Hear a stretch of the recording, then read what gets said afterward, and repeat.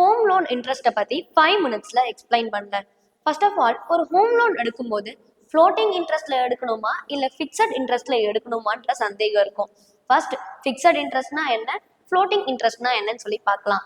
Fixed இன்ட்ரெஸ்ட்ன்றது உங்களோட loan term ஃபுல்லாக ஃபிக்ஸடாக இருக்கும். இதுதான் உங்கள் இன்ட்ரெஸ்ட் ரேட் அப்படின்னு சொல்லிட்டு பேங்க் சொல்லிடுவாங்க.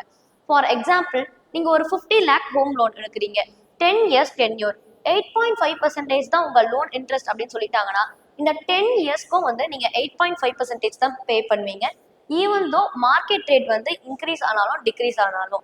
நெக்ஸ்ட் வந்து ஃப்ளோட்டிங் இன்ட்ரெஸ்ட். ஃப்ளோட்டிங் இன்ட்ரெஸ்ட்ன்றது வந்து ஒரு வேரியபிள் இன்ட்ரெஸ்ட் மாதிரி. அது வந்து ஆர்பிஐயோட ரெப்போ ரேட்டோட டிபெண்ட் ஆயிருக்கும். ஸோ ரெப்போ ரேட் இன்க்ரீஸ் ஆனால் உங்கள் இன்ட்ரெஸ்ட் ரேட்டும் இன்க்ரீஸ் ஆகும், ரெப்போ ரேட் டிக்ரீஸ் ஆனால் உங்களோட இன்ட்ரெஸ்ட் ரேட்டும் டிக்ரீஸ் ஆகும். இன்னும் புரியுற மாதிரி சொல்லணும்னா ஒரு எக்ஸாம்பிள் சொல்கிறேன்.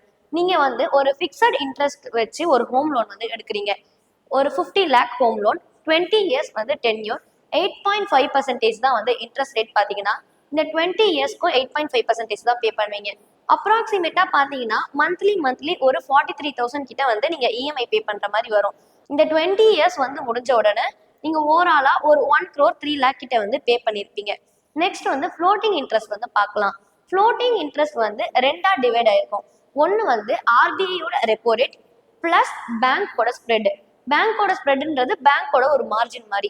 ஒரு 8.25% ஃப்ளோட்டிங் ரேட் இன்ட்ரெஸ்ட் அப்படின்னா இந்த 8.25%ல 6.25 வந்து ஆர்பிஐயோட ரெப்போ ரேட்டாகவும் பேலன்ஸ் இருக்க அந்த 1.75 வந்து பேங்கோட ஸ்ப்ரெட்டாகவும் இருக்கும். ஸோ இதில் ரெப்போ ரேட் அடங்கியிருக்கனால எப்போல்லாம் ஆர்பிஐயோட ரெப்போ ரேட் சேஞ்ச் ஆகுதோ உங்கள் இன்ட்ரெஸ்ட் ரேட்டும் வந்து சேஞ்ச் ஆகும். ஒரு ஆர்பிஐயோட ரெப்போ ரேட் இன்க்ரீஸ் ஆனா உங்களோட இன்ட்ரெஸ்ட் ரேட்டும் இன்க்ரீஸ் ஆகும். ஆர்பிஐயோட ரெப்போ ரேட் டிக்ரீஸ் ஆனா உங்க இன்ட்ரெஸ்ட் ரேட்டும் வந்து டிக்ரீஸ் ஆகும். ஸோ இந்த இடத்துல மந்த்லி சேம் இஎம்ஐ தான் பே பண்ணணும்னு சொல்லி நீங்க எக்ஸ்பெக்ட் பண்ண முடியாது. சம்டைம்ஸ் அது இன்க்ரீஸ் ஆகலாம், சம்டைம்ஸ் அது வந்து டிக்ரீஸ் ஆகலாம்.